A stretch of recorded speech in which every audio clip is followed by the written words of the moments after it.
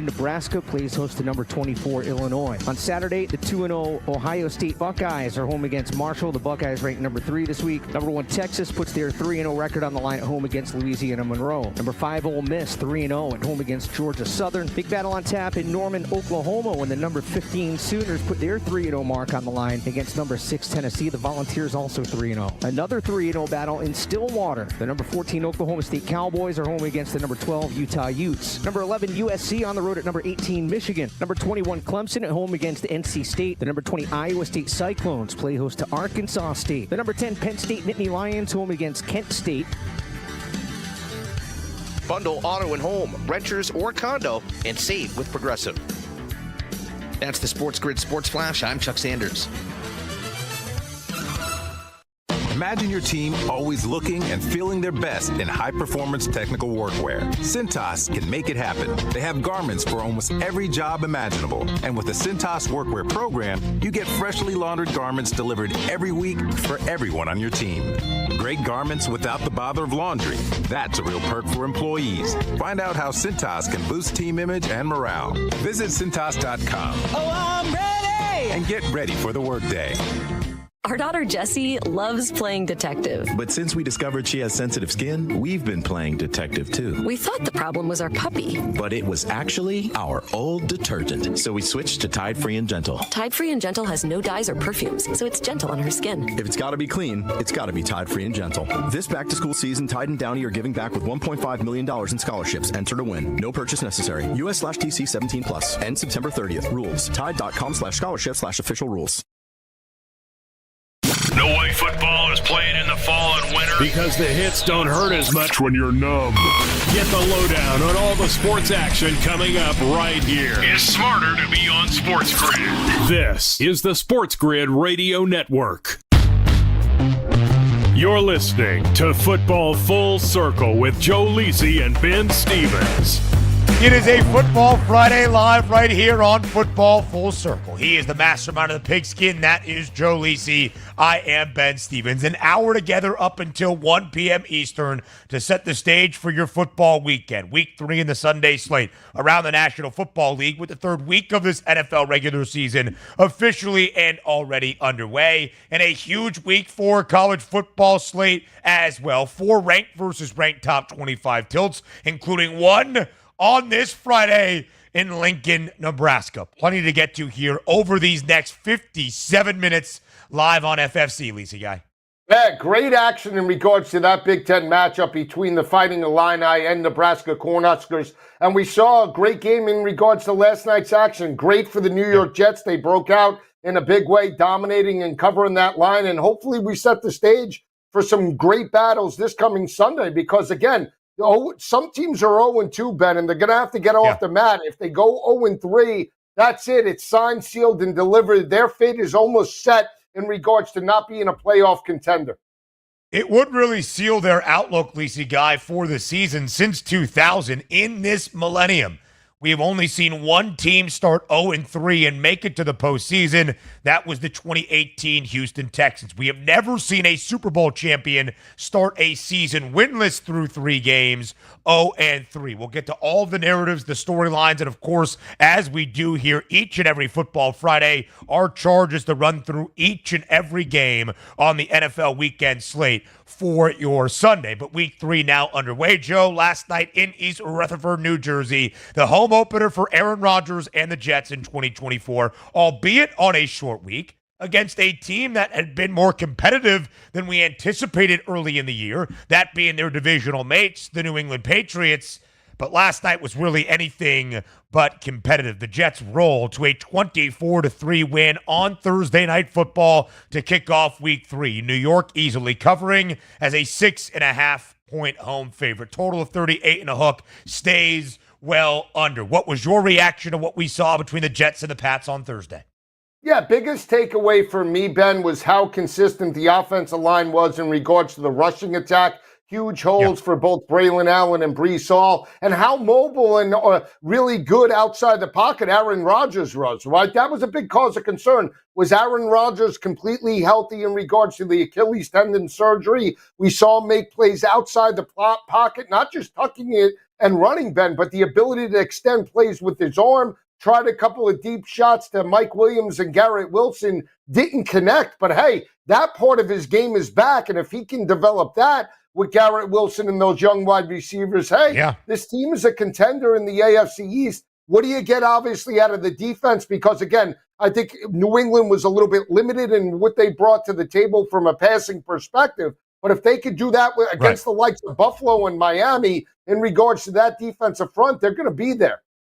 A great defensive front last night, sacking Jacoby Brissett 5 times. Drake May made his NFL regular season debut. He was sacked twice. The New York Jets wrangling 7 sacks together in total, and they stifled a rushing attack for the Pats that had been really good in the first 2 weeks. It was the success for New England that, Lisi guy, we kind of predicted yesterday, right? We knew the game flow. We knew the schematic that New England wanted to unleash. They had an early lead. They held the opening lead in each of their first 2 games, and then from there could run the football, establish it in the trenches, and shorten the game.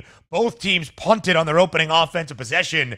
Aaron Rodgers found Allen Lazard on the second offensive drive for New York. The Jets took an early lead and never looked back. Let's start with the good, then we'll get to New England. For New York, Aaron Rodgers looking like vintage 2021 Aaron Rodgers when he won his second consecutive MVP award in 2 years. 27 of 35, well over his passing yards prop of 212 and a hook, finishing with 289 and 2 touchdown tosses. His second of the year to Allen Lazard, the first touchdown of the season for Garrett Wilson. I cashed in on that ticket last night at plus 145.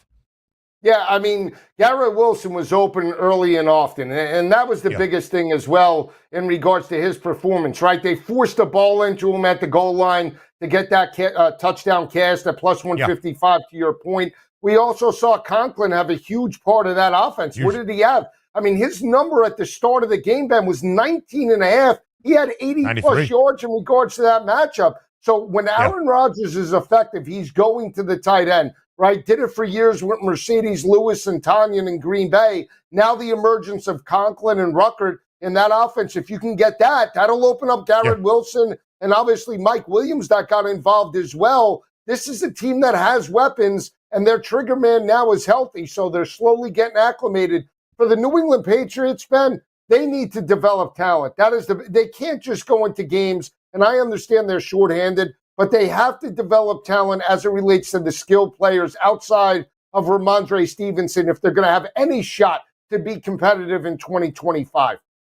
When you look at Garrett Wilson, still the leading target getter last night for New York, 9, but finishing with just 5 catches for 33 yards, but finding pay dirt for the first time this season. Allen Lazard already has 3 receiving touchdowns. Tyler Conklin, the tight end, was the leading receiver, finishing with 93 yards. Mike Williams, 34. It was a good night. And Braylon Allen, the rookie running back out of Wisconsin, 11 carries, 455 yards, was the Jets' leading rusher, a yard in front of Brees Hall. The first time this year, Brees Hall has had less than 93 scrimmage yards in a game. Great game for the New York Jets. Defense looked incredibly solid. The other tight end, Joe, Hunter Henry, who had 109 receiving yards in week 2 against Seattle, just 9 last night, only 2 grabs. Jacoby Brissett, well under 150 yards, as he has been all year, just 98 last night. And again, the Patriots' recipe for keeping games closer in the opening 2 weeks was get out to an early lead, shorten the game by running the football. Yesterday, they barely possessed the football, and when you're playing from behind, not going to be the way New England wins or even covers. Antonio Gibson, 5 carries, 29 yards. Ramondre Stevenson, the first time this year, Joe, with less than 21 rush attempts in a game. He only had 6 for just 23 yards. The Patriots did not do much on the offensive side of the football, only scoring 3 points. Yeah, and Stevenson, I think, got hurt when he got called with the face mask penalty. His hand was in the face mask. Did that affect his, carries in regards to that matchup? And when you're down by double digits, Ben, you can't just go to the rushing attack. you have to try and open it up. Again, I still think, Ramondre Stevenson and Hunter Henry, to your point, are the two best weapons that we see the New England Patriots have. They try to get the football to Jalen Polk. They try to get it to Douglas as well. They need more of an effort. They have to stockpile wide receivers, whether it be in free agency or whether it be in the draft. The only way this team is going to develop, and you're going to develop Drake May, big picture, is if you surround them with competent weapons. They don't have to be stars, but just guys that can at least run off the secondary, right? We don't see that with this offense. Slow, methodical, and they basically have a base offense, almost like a high school team. Drake May, 4 of 8 yesterday in his NFL regular season debut for 22 yards. Did have 12 yards on the ground. Joe, we know the Patriots had the second most difficult schedule in the National Football League this year. They have the mini bye after playing short week Thursday night football, but they go to San Francisco. They've got the Texans after that, the Dolphins before a London game against the Jaguars. Do you think Drake May starts at any point in the next month, or do you still think it's later in the season for New England? I said it last night. I'll say it again. There is no reason why Drake May shouldn't be playing, in my opinion, the whole rest of the season. You know what you have in Jacoby Brissett. There's no expectations from this team. You know what you have, and I don't care that the offensive line and weapons are weak. If Drake May can actually produce in this type of environment, you build up that emotional and mental resolve that potentially makes it a winner and an elite quarterback as opposed to just a backup. And we've seen other quarterbacks fail. Zach Wilson, Trey Lance, in terms of those situations. But if he can get through this, maybe you have something, and he could be maybe the resurgence to where it's Tom Brady, right? They haven't had an elite quarterback since Brady. Now's the opportunity to at least develop Drake May. More FFC next. Don't look like an idiot at work. Know your stuff. Football and everything else. It's smarter to be on SportsGrid. This is the SportsGrid Radio Network. Human remains were found inside an SUV that authorities say hit an above-ground valve on a pipeline in suburban Houston, causing a fire that has burned for 4 days. As authorities work to identify who had driven the vehicle, residents who were forced to flee the towering blaze returned to assess the damage on Thursday. They found mailboxes and vehicles partially melted by the intense heat, a neighborhood park charred and destroyed, and fences burned to the ground. By Thursday, the fire had dramatically shrunk in size, and officials said they expected it to be extinguished sometime Thursday evening. Betting on U.S. elections remains on hold after a federal appeals court did not issue a decision Thursday in a case involving whether such bets should be allowed. The United States Court of Appeals for the D.C. Circuit heard an appeal by the U.S. Commodities and Futures Trading Commission, which is trying to prevent New York startup company Kalshi from resuming offering bets on the outcome of this fall's congressional elections. The three-judge panel in Washington heard arguments from the commission that allowing bets on elections would undermine already fragile confidence in elections. I'm Trey Westerberg with the SportsGrid News Flash. Whether you own a local business or a global one, you know that these days, generating growth is a challenge. By teaming with Bank of America, you'll not just stay ahead of the curve, you'll move it. With access to experts, award-winning insights, and business solutions so powerful, you'll make every move matter, locally and globally. Visit bankofamerica.com/banking for business to learn more. What would you like the power to do? Copyright 2024 Bank of America N.A.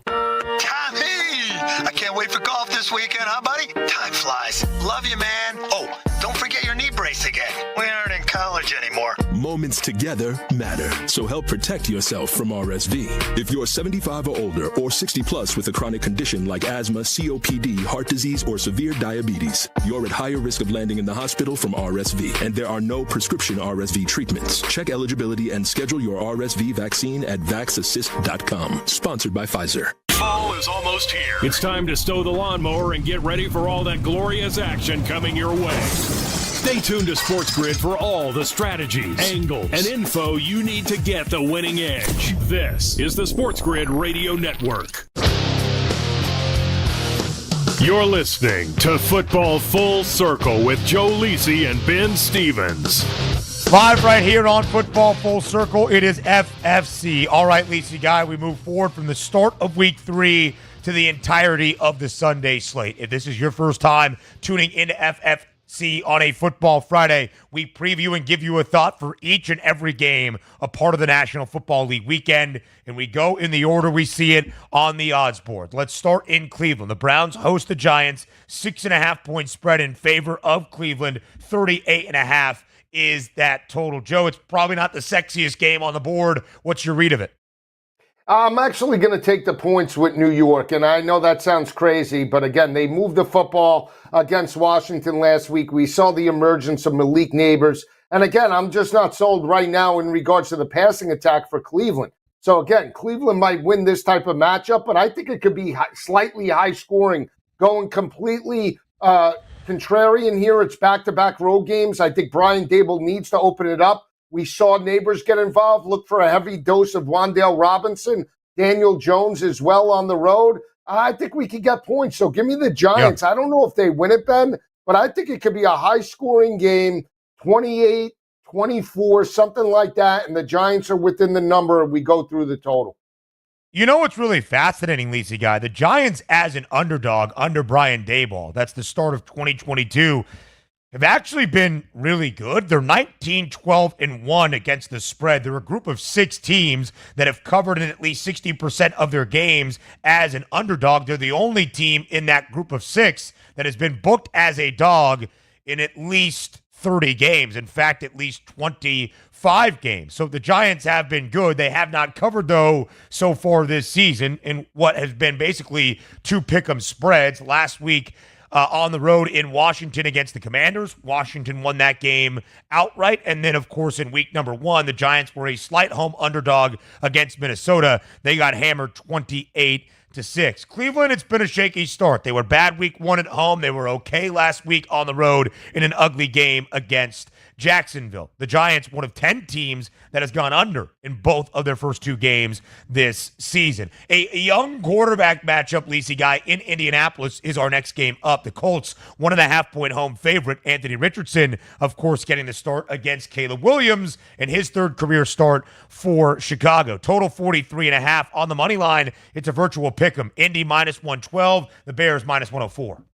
Yeah, again, I go with the rushing attack of Indianapolis. Again, I believe in Steichen more at home with AR, even though he's been inconsistent, than I do with Caleb and that team right now. Again, back-to-back road games for Caleb Williams. We haven't seen Caleb Williams really stretch defenses vertically. It's been dink and dunks, and the offensive line, again, has broken down in critical junctures. They're not converting 3rd downs consistently. I can't back a team like that. Even though they're 1.5-point dogs, I'm going to take Indianapolis, lay in the wood here. And again, I think we lean to the under. Don't love it 43.5 because the Colts do typically trend to the over, even though they went under last week with a one-dimensional offense against Green Bay. I think we go under, and I like Indy.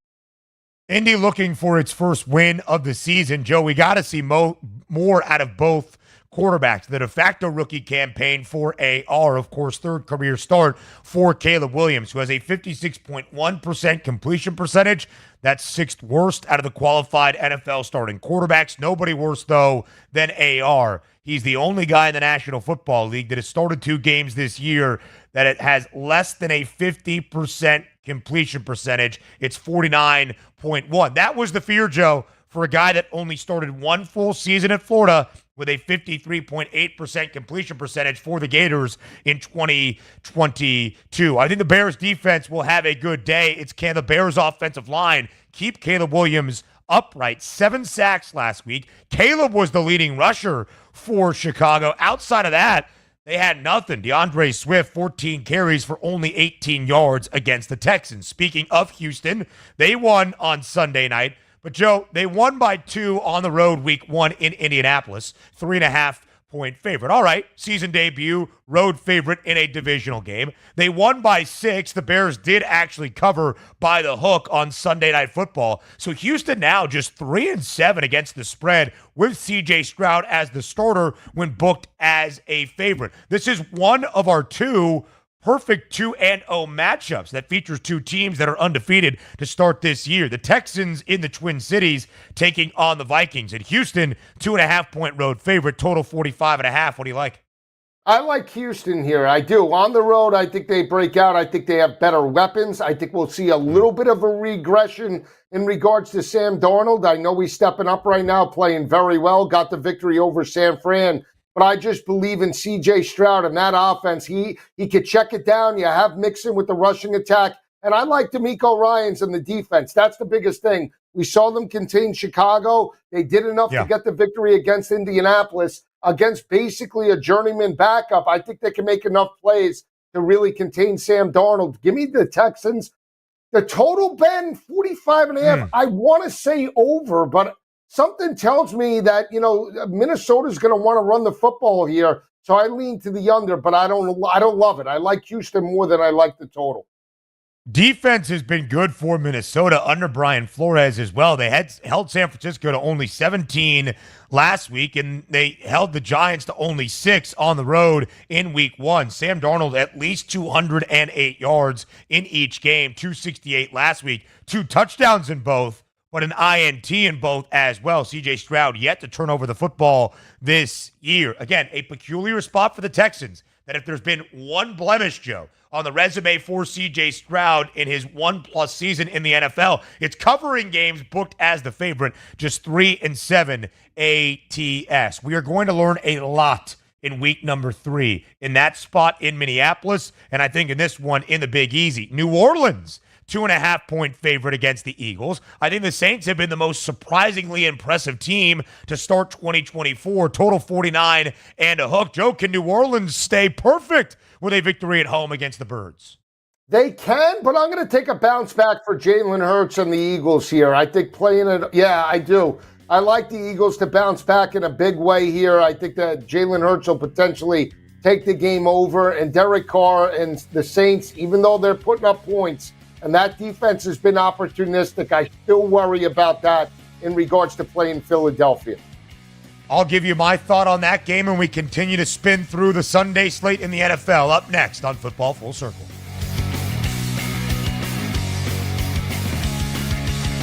There's smart. And there's not smart. Not smart is hope as a strategy. It's smarter to be on SportsGrid. Keep it here. And win. This is the SportsGrid Radio Network. The SportsGrid Radio Network presents This Date in Sports History. In 1933, the Pittsburgh Steelers, playing as the Pirates, play their first NFL game and lose 23-2 to the New York Giants. In 1968, Mickey Mantle hits his final career home run, number 536. And in 1973, Willie Mays announces his retirement. The Say Hey Kid hit a career 660 home runs. For SportsGrid Radio, I'm Mike DeMurgis. The Technology Minute with George Capalbo. Purdue University physicists have opened the world's first quantum disco with the world's tiniest disco ball. And by tiny, I mean a disco ball 1/100th the width of a human hair, made of glowing fluorescent nanodiamonds levitating inside a pure vacuum, spinning 1.2 billion times per minute. The point? Not to improve your platform shoe disco finger, but to simulate what happens to qubits inside a quantum computer. Computing power that could be 150 billion times faster than yesterday's supercomputer. And that's a lot cooler than John Travolta doing the funky chicken. Follow me at Chicapalbo on X and stay tuned to the Technology Minute for more cool stuff like this. Carver and Lisi. Not only that, but what happened? I heard Roy from Nebraska wanted to call in last night. I'm not sure what that is. I'm Roy from Nebraska. What does it matter if I know it's you? Because then you prepare yourself. When you think it's Roy from Nebraska. Prepare myself. Yeah. Prepare myself for what? For the rant that I'm going to club you with. It's Carver and Lisi with Mike Carver and Joe Lisi. Weekdays 8 p.m. Eastern, 5 Pacific on the SportsGrid Radio Network. Wherever you go, there you are. Download the SportsGrid mobile app and we'll be right there with you. So now you can get the winning edge anywhere. Even while the wife's talking to you. If you got an earbud. This is the SportsGrid Radio Network. You're listening to Football Full Circle with Joe Lisi and Ben Stevens. One of the more compelling games of the entirety of the Week 3 Sunday slate. It's the Eagles and the Saints in New Orleans. The Saints booked as a home favorite against the Birds. And Joe, since Nick Sirianni took over as the head man in Philadelphia to begin 2021, the Eagles only a dog 13 times. But when they've been booked as an underdog, it's been for a reason. 4-9 against the spread, the worst cover percentage of any of the 32 NFL teams as an underdog in that span. Just 1-3 ATS as a dog since the start of 2022. And what has plagued Philadelphia the last 2 seasons now has been their pass defense. They gave up 241 to Kirk Cousins, 260 to Jordan Love. Both of those numbers over what Derek Carr's passing yards prop is of 232.5 on Sunday. We know how explosive the New Orleans offense has been. 91 total points, 47 in the opener against Carolina, 44 last week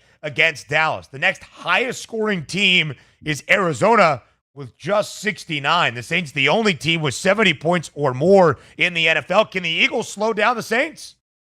I think they can. I think they look to run it a little bit more with Saquon, especially the fact that they're on the road here. It's going to be a fast track, Ben. But again, I still like Jalen Hurts in regards to this type of situation. Yep. Crowd noise is going to be off the charts, but I'll take a shot plus 130 on the money line. I think they win the ball game outright. The only thing I can't wrap my head around is, can we get over this 49.5? You're going to need like that 49.5 to get that. You're going to, that's a huge number to get.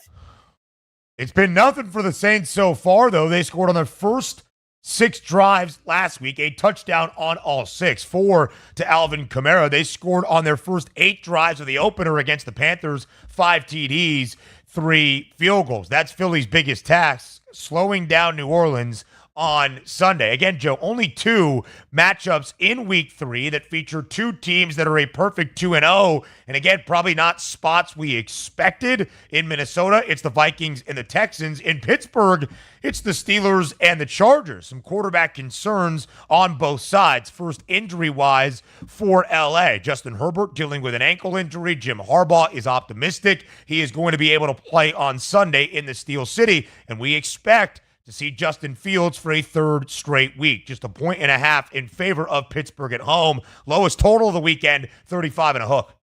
Yeah, so I don't care if Justin Herbert plays or not. I still believe Pittsburgh is the more complete team. I'm a buyer and a believer of Justin Fields playing within the scheme. They're running the football. And that secondary for the Pittsburgh Steelers gave up $155 to Kirk Cousins and forced 2 interceptions. They gave up garbage yards to Bo Nix after they had a double-digit lead and, again, forced 2 interceptions. They're opportunistic. They're playing at home. I don't care who starts. Even though the Chargers stayed in Charlotte, I'm taking the Steelers, basically a pick 'em, but I love this total. I know it's the lowest one on the board. I think we sail through this. I think we could get into the mid-40s. I think Pittsburgh will open it up a little bit more with the passing attack as well.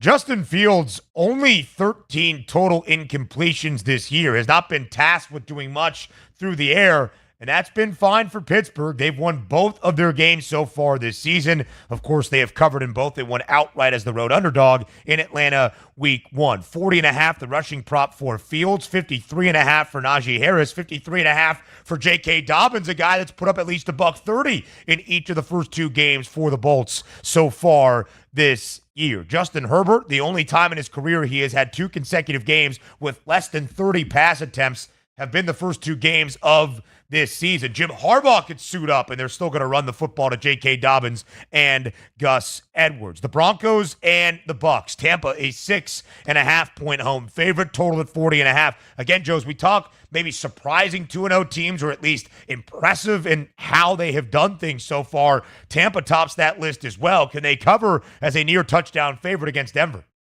You know, this is another, I think, bounce-back spot. Bo Nix does not look good, right? He loses Week 1 against Seattle. They get abused last week at home. They're back on the road. I believe Tampa Bay is the best team in that division. I'll still stand behind that. I think they cover this number. Their team total, Ben, is 16.5 juice to the over Denver at minus 118. Seems a little odd, right? 6.5-point dogs with a 40.5 win total. I'm going to take the points and give me the over. Give you the over of 40 and a hook. When I look at things in this game, Joe, Tampa has been so solid this year. As a favorite, though, only 7 times since the start of last season with Baker Mayfield, but 4-3 against the spread. The Bucs have been the second best cover team in the NFL in the last year plus. Bo Nix, multiple interceptions, no touchdown passes in each of his first 2 games. More on FFC next. The winning edge. You've got it. But not everybody has it, because not everybody listens to us. But we're working on that. This is the SportsGrid Radio Network.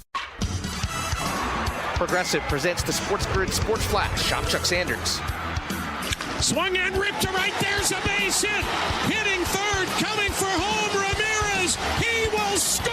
Guardians Radio on Thursday's 3-2 10-inning win over the Twins. Cleveland clinched the playoff berth with a victory. Andres Jimenez singled home Jose Ramirez from second in the 10th to win it. Cleveland's the second American League team to qualify for the postseason following the Yankees, who locked up a spot Wednesday night. Rookie Kyle Manzardo homered for the Guardians, who lowered their magic number to clinch the American League Central title to 3. The Twins are trying to hold on to a wild card. They only got 3 hits and fell into a tie with Detroit for the final spot in the American League. NFL Sunday, the 1-1 Browns host the 0-2 Giants. The battle of 2-0 teams when the Steelers host the Chargers. On Monday night, the 2-0 Bills host the 0-2 Jaguars. The 0-2 Bengals are home against the 1-1 Commanders. Bundle auto and home, renters or condo, and save with Progressive. That's the SportsGrid Sports Flash. I'm Chuck Sanders. I can't wait for golf this weekend, huh, buddy? Time flies. Love you, man. Oh, don't forget your knee brace again. We aren't in college anymore. Moments together matter, so help protect yourself from RSV. If you're 75 or older or 60 plus with a chronic condition like asthma, COPD, heart disease, or severe diabetes, you're at higher risk of landing in the hospital from RSV, and there are no prescription RSV treatments. Check eligibility and schedule your RSV vaccine at vaxassist.com. Sponsored by Pfizer. Febreze. So my home is also my office, and before I can focus, every room's gotta be clean. That means tidying up, then spraying my Febreze Air Mist. Ooh, that's fresh. Febreze Air Mist scents are all high quality. They fight any weird funk, and they give my air an instant boost of freshness. So not only does my home smell good, I feel good too. After I Febreze, it's time to start my day. Breathe happy, Febreze, la la la la la. Days are getting cooler. The shadows are getting longer. You know what that means. It's football weather. So bundle up and keep it here for all the latest strategies and gridiron information. It's smarter to be on SportsGrid. This is the SportsGrid Radio Network. You're listening to Football Full Circle with Joe Lisi and Ben Stevens. We continue to preview the entirety of the Week 3 NFL Sunday slate. Lisi guy, as we roll on, it's the final game in the early window. The Packers pay a visit to Tennessee. We thought at the end of the Sao Paulo opener in Brazil that when Jordan Love went down with a knee injury, it could be a significant, if not a season, of missed time. Instead, he's back on the practice field, and he said earlier this week he's hopeful he's going to play in Nashville. Do you think Jordan Love plays? If he does, or I guess if he does not, what does that do to your evaluation of this Week 3 game in Tennessee? The Titans looking for their first win. They're a 2.5-point home favorite. Yeah, I always say, Ben, you know, what we think we know, Vegas already knows, and they already instilled Tennessee as a 1.5, 2-point favorite, and it hasn't moved. Yeah. If Jordan Love was going to play in this game, I think they would at least be 2.5-point, 3-point favorites on the road. Yeah. That aside, though, I still think we see a game script similar to what we saw last week in regards to utilizing Malik Willis, in regards to his legs, utilizing Josh Jacobs and the heavy offensive line. And I'm buying into Green Bay's defense. I know they're a bend but don't break group, but I think they're developing right now. They contained the Colts offense at home. I think they could do it certainly against a one-dimensional offense with Will Levis at the helm. Yeah. Give me the mild upset. I'll take the Packers. And again, I think we trend to the under in this ballgame. The Pack won outright last week as a home underdog in Lambeau, stayed well under. They ran it 53 times as a team for 261 yards. I would agree, Joe. The Packers would be a road favorite, even if it was less than a field goal in Nashville with a healthy Jordan Love, which leads to the narrative component, the revenge game for Malik Willis against the team that drafted him in the third round 3 years ago. He was good last week, 12 of 14, 112 yards, and a touchdown. And Tennessee has earned both of their losses. Disastrous plays out of Will Levis. Terrible decision-making that really make you question if he has what it takes to be an NFL starting quarterback. We'll see how that goes for the Titans in hopes of their first win. Now a 6.5-point spread. The market's working because the big news around the NFL this week, Joe, the benching of the number 1 overall pick in 2023, Bryce Young for Carolina, the Red Rocket. Andy Dalton gets the start in the desert against the Raiders. It was 5.5. It's now 6.5 as of this Friday in favor of Las Vegas. Total 39.5. Will Carolina look better with Andy Dalton under center? No. How about that? He might throw for over 100 yards, but I think Max Crosby, I think that front seven are going to abuse the Red Rocket. I really do. He is a statue back there. He's not mobile. Offensive line has been a little bit of a concern. Carolina can't run the football a stick or a lick. I think the Raiders are starting to come into form. I said that they would be a playoff caliber team after that win last week. I did. I have them +3. You said it. I said it. Not him, not him, me. I said it. We're taking the Raiders. I think they win this ball game by double digits. Again, I think this total scares me because I want to pull the trigger, but I don't know what we're going to get out of Carolina in this matchup. The Panthers have been an underdog every game, all 19 since the start of last year. They are 4-13-2 against the spread. They have not covered this year. They've won twice in their last 19 games. Give me Carolina outright on the road in Las Vegas. I know the algo loves that. Listen, Andy Dalton made one start last year in Seattle for Carolina. He threw for 361 yards and 2 touchdowns. Was a 2-point game in the fourth before Seattle pulled away. Carolina scored 27 points. That's almost unheard of in Charlotte the last 2+ seasons in the National Football League. I think Andy Dalton makes them competitive. Oh, by the way, the Red Rocket in his lengthy and experienced NFL career has never lost to the Raiders. He's a perfect 4-0 against this Raiders organization. The algo is in overdrive. Let's go to Seattle. The Seahawks, a 4.5-point home favorite against Miami. The total 42.5. Of course, Joe, no Tua Tagovailoa, placed on IR earlier this week by the Finns. Skylar Thompson set to make his 4th career start for Miami. It's been a mixed bag for Thompson in his NFL career so far. Can Miami keep this close in the Northwest on Sunday? Look, I think they can because, again, I'm not sold on the Seattle, team as a whole. I think they're an 8 or a 7 to 9 win football team. That's not elite. That's middle of the road. Again, can the Dolphins run on the road to take the pressure off of Skylar Thompson? It's possible. Again, I still would lean to Seattle here. I do not love it, but I do like the total, Ben. The reason why I say that is 42.5 seems cheap. We know that Geno could chuck it for the most part. What's the weakness of Miami? Run support. I think we can get some chunk plays with Zach Charbonnet. And how could you not get Jalen Waddle and Tyreek Hill involved after they were taken out of the ball game last week by the Buffalo Bills defense? I mean, at some point, both of those players have to eat. You got to believe Miami can at least get to 20. Even if Skylar Thompson throws 3 picks, they're going to get to 20 here. Listen, Bo Nix threw 2 picks, and they got to 20. Did the Broncos in week 1 against Seattle. The Patriots even got to 20 points against Seattle. Mike McDonald's defense has not been great so far. We'll see if Kenneth Walker, the third plays in this game, did not week 2, was pretty good in week 1 against the Broncos. Skylar Thompson, 3 career NFL starts, won the playoffs back in 2022 in Buffalo. He's got 2 touchdown passes to 5 interceptions. It has not been great. With that being said, we'll see how Seattle fares against this Miami team. Joe, I don't mind the look at the total because I don't have a great feel on this spread. One of the underrated best games of the weekend, Sunday in the desert, the Cardinals host the Lions as a 3-point home underdog, highest total of the entirety of week 3 at 51.5. What happens in this game, Joe? I think Detroit absolutely boat races them. And I know Marvin Harrison stepped up, and I know Kyler threw and put up 41 points on the Rams. But again, coming off a loss to have how Detroit lost, I think they're going to run all over them. I really do. I don't even think Jared Goff will have to do a lot. Huge day for Jahmyr Gibbs. I think they win this ball game by double digits, Ben.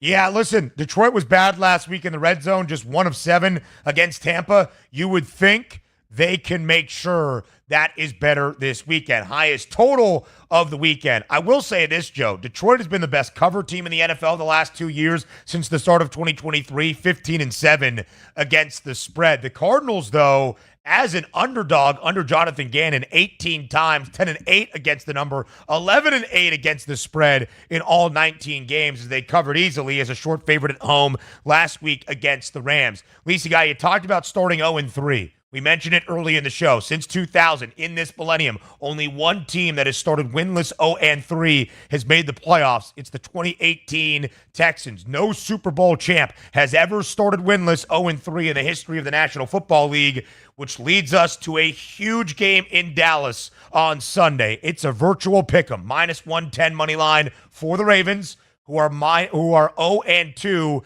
in the 1-1 Dallas Cowboys, an ever so slight 4-cent favorite, or underdog, I should say, on that money line. Total 47.5. Joe, what is more likely in your estimation? The Ravens start 0-3, or both Baltimore and Dallas are 1-2 at the end of this Sunday game?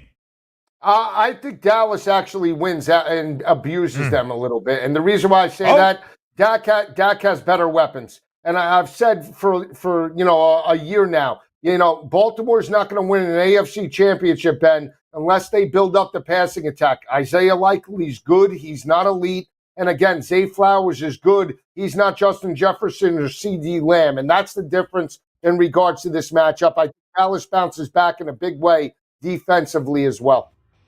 Listen, 16-game home regular season win streak snapped last week at the Star for the Cowboys. Lamar is going to be asked to do a ton, as he has in each of the first 2 weeks. I lean Baltimore just because I cannot imagine a world where the Flocks start 0-3. Put that smile away. Actually, you know what? Keep it there. We got 2 more games on Sunday to preview next. Yeah, it's getting cooler. Football weather is here. Stay tuned for all the latest odds, strategies, and info. It's smarter to be on SportsGrid. This is the SportsGrid Radio Network. Human remains were found inside an SUV that authorities say hit an above-ground valve on a pipeline in suburban Houston, causing a fire that has burned for 4 days. As authorities worked to identify who had driven the vehicle, residents who were forced to flee the towering blaze returned to assess the damage on Thursday. They found mailboxes and vehicles partially melted by the intense heat, a neighborhood park charred and destroyed, and fences burned to the ground. By Thursday, the fire had dramatically shrunk in size, and officials said they expected it to be extinguished sometime Thursday evening. Betting on U.S. elections remains on hold after a federal appeals court did not issue a decision Thursday in a case involving whether such bets should be allowed. The United States Court of Appeals for the D.C. Circuit heard an appeal by the U.S. Commodities and Futures Trading Commission, which is trying to prevent New York startup company Kalshi from resuming offering bets on the outcome of this fall's congressional elections. The 3-judge panel in Washington heard arguments from the commission that allowing bets on elections would undermine already fragile confidence in elections. I'm Trey Westerberg with the SportsGrid News Flash. Whether you own a local business or a global one, you know that these days, generating growth is a challenge.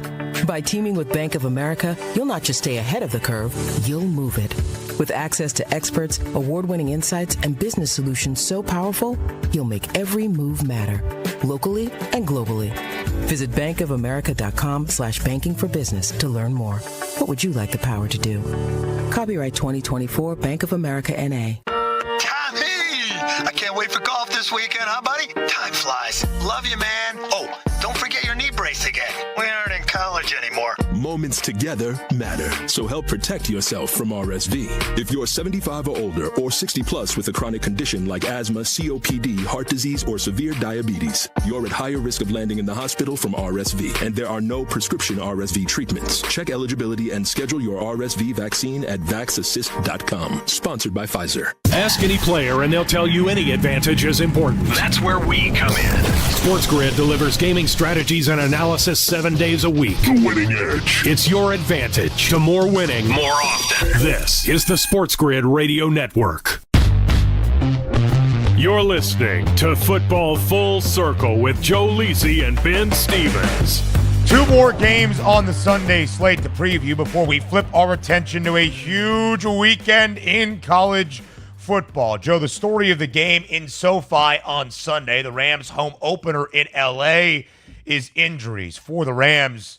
Where to even start? They get some reinforcements on the O-line. Alaric Jackson's supposed to be back. Maybe Joe Noteboom still a little bit up in the air, but Cooper Kupp will miss this game. Not on the IR. Puka Nacua on the IR. Another starting O-lineman, Jonah Jackson, on the IR this week. And defensive back Josh Johnson III for a team that is 0-2 and is not covered in either of their first 2 games. They're a 6.5-point home underdog against the 49ers.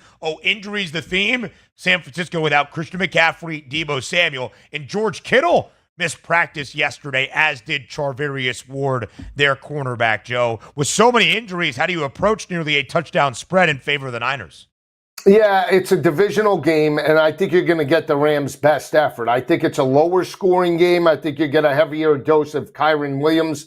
He only had 12 carries, 25 yards. I expect him to be in the area 20 to 25, even with the offensive line issues. And again, this is an opportunity for Sean McVay, right? Shanahan has owned them. The fact that it's 6.5 and they're coming off a blowout loss to Arizona, I think you get the best effort. Give me the points. I don't know if I'm willing to take the money line, but I am willing to take the 6.5. I think the Rams bounce back in a big way, and I lean to the under, Ben.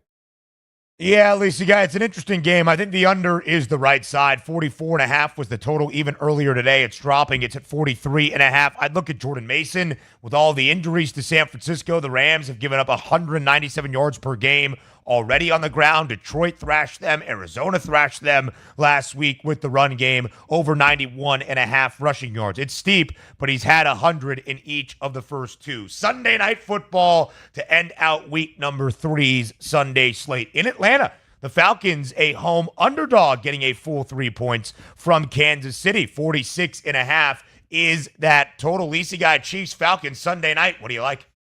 Over. Give me the over 46.5. Lean to the Chiefs. Again, they can be spunky, the Falcons at home. But again, I think there's points. Kirk Cousins came into a rhythm in the second half. We saw Bijan Robinson be utilized. And again, now Rashee Rice and Xavier Worthy are a main part of that offense without Pacheco and now Kareem Hunt taking over. I think you're going to have points aplenty. 46.5. I think we can get into the mid-50s.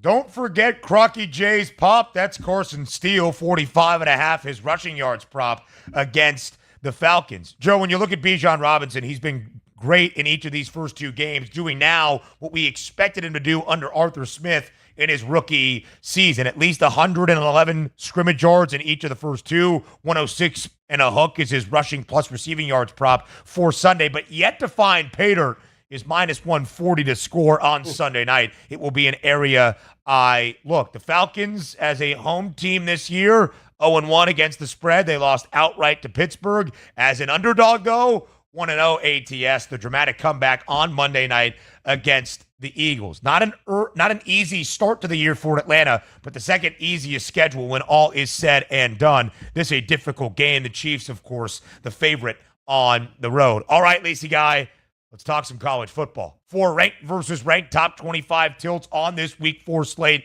in CFB, and we don't wait until tomorrow for a ranked matchup. That starts tonight in Lincoln, Nebraska. Under the lights in Memorial Stadium, a top 25 clash and a Big Ten opener for both teams. 22nd ranked Nebraska hosts number 24 Illinois. It is the first time, Lacey Guy, Nebraska has hosted a ranked versus ranked matchup where both teams were inside the AP top 25 in over a decade since 2013. Total 42.5. Nebraska greater than a touchdown favorite, laying 7.5 at home. What's the play for a Friday night Big Ten clash?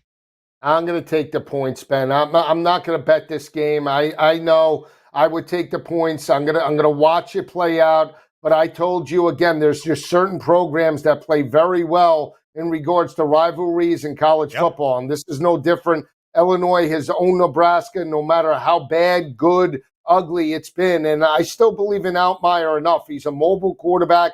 I like Brett Bielema to keep this game close, lower scoring. Again, look for them to be opportunistic as well, force turnovers, and then run the football and try to make it a field goal type of game. I give the edge to Nebraska to win it because they're at home. But this game does scare me. If Nebraska is going to be 7-0, this is the one that I think they have to worry about right here on a Friday night. For sure. And they would get Rutgers in a couple of weeks if they can remain unbeaten. I mean, they'll play Rutgers either way, but just in terms of being 7-0 by the time they go to Ohio State. Lisi Guy, to cover more than a touchdown in this matchup with a total at 42.5, where both teams have been under in each of their first 3 games, and not just under by a point or two, under by nearly 12 points per game on average margin, that would be dominance out of the Huskers. Can they do that? Here's where I give Nebraska 2 key advantages. It's up front. Illinois, not great defending the run so far this year, allowed more than $140 to Central Michigan last week. Kansas ran for a lot against them in week 2. If Dante Dowdell and Ramir Johnson are good tonight and Dylan Raiola continues to play clean football, advantage Nebraska. Illinois, though, really good defensively. These are 2 of 23 FBS programs, Lisi Guy, allowing less than 10 points per game so far this season. But here's another area where I give the advantage to Nebraska. Getting after Luke Altmaier, sacked 3 times last week by the Chiefs, 2 times the week prior against KU. And we saw what Nebraska's front can do. 5 sacks against Shedeur Sanders. That's the key, keeping Luke Altmaier upright for Illinois and trying to slow down the rushing attack of the Huskers. If they can, this game stays well within the number. Less than a touchdown in a low-scoring defensive battle where yards and points are hard to come by. If they cannot, Nebraska wins this game and wins it comfortably, Joe. And what a world we would live in with a 4-0 Nebraska team that is 4-0 against the spread, favored in every one. You ready for that? You ready for the Huskers to be back in Lincoln? Is Dr. Tom Osborne coaching? 95 and 96 relived. Go back to Bob Devaney. We go back to Bob Devaney even before that. That's how things could be for Nebraska. We got more on Football Full Circle and college football next. The boys of summer become the champions of fall. The World Series is on its way. And SportsGrid brings you every angle. This is the SportsGrid Radio Network. SportsGrid TV and radio networks are the premier streaming video and audio channels dedicated to serving the sports wagering audience. Found on major smart TV platforms and streaming on SportsGrid Radio and SiriusXM Channel 159. SportsGrid's real-time data, expert commentary, and entertaining analysis transform viewers into informed sports enthusiasts. Our weekday radio lineup begins with the early line at 8 a.m. Eastern with Ben Stevens and Donnie Rightside. Donnie joins Kevin Walsh on Moneyline at 11 a.m. Eastern, followed by Football Full Circle at noon Eastern. Kaplan and crew join the party at 1 p.m. Eastern. And Pharrell Coast to Coast keeps things rolling from 3 to 6 p.m. Eastern. Get in the mix with Kevin Walsh and Game Time Decisions at 6 p.m. Eastern. Evenings simmer with Carver and Lisi. Then boils over with Gabe Moritzi on Sports Rage Late Night at 10 p.m. Eastern. To find out where to find SportsGrid that's best for you, go to sportsgrid.com. It's smarter to be on SportsGrid.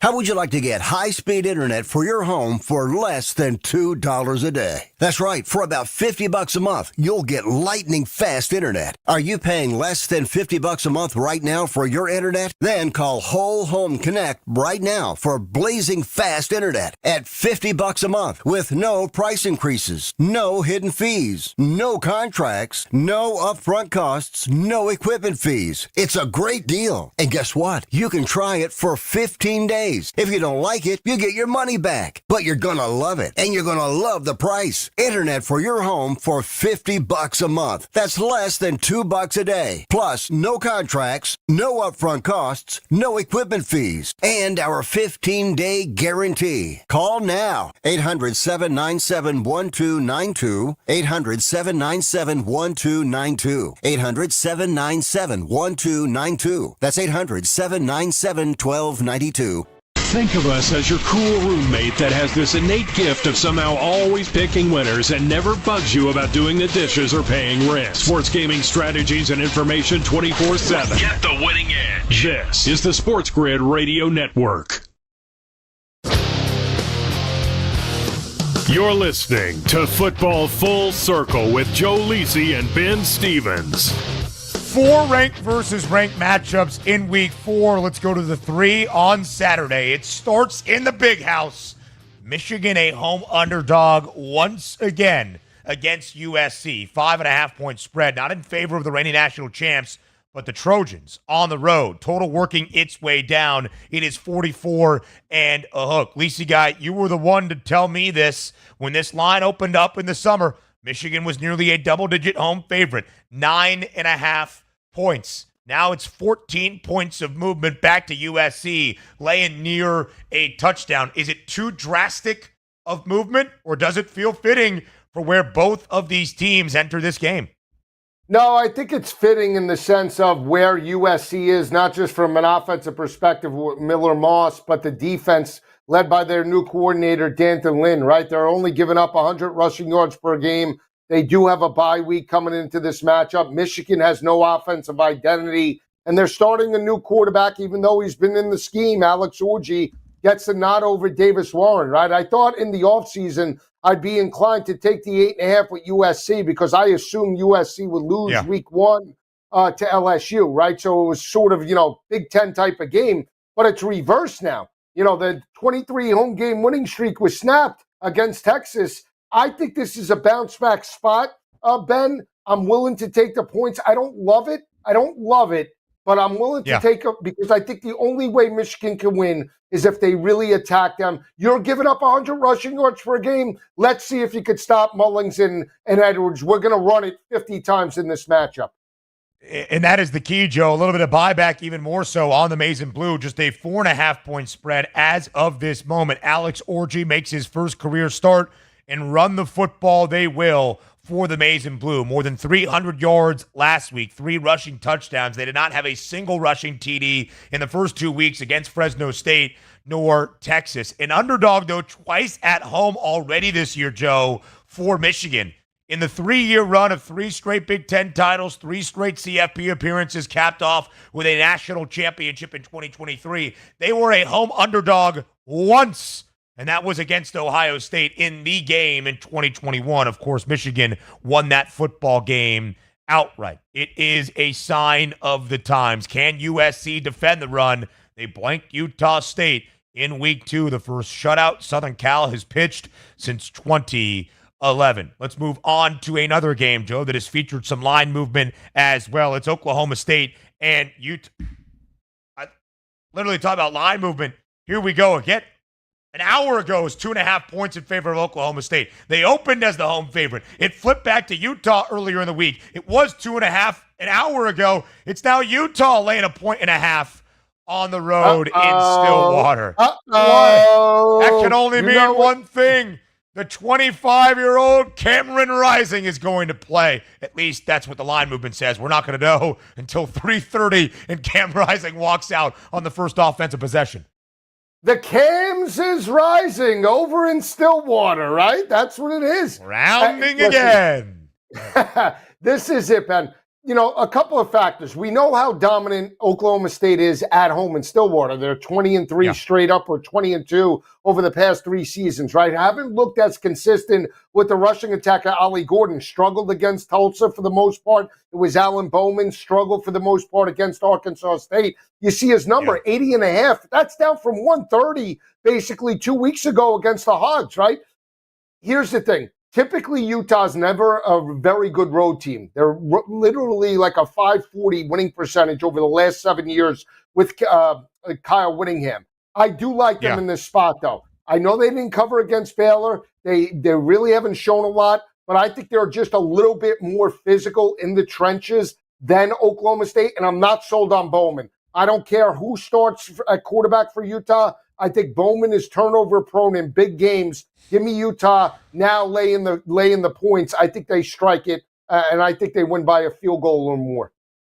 How quickly you turn your back on your Pokes. 4-2, both straight up and against the spread as an underdog last year. At home with Mike Gundy since 2005, 56.9% cover percentage.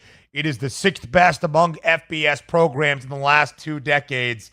Mr. Get the Pokes to the Big 12 title game. I had them against Tulsa. Turns his back. Quickly here. Lacey, will Tennessee cover as a 6.5-point favorite in Norman tomorrow night? No, 37-3. OU straight up since 2018 at home. Give me the points. OU last year, 7-2 against the spread at home. They haven't been a home underdog as a ranked team of 4 points or more since 1978. We'll see you on College Football Today. Football Full Circle returns on Monday. Now you've done it. You found the advantage for gaming, odds, and more. But we call it the winning edge for short. This is the SportsGrid Radio Network.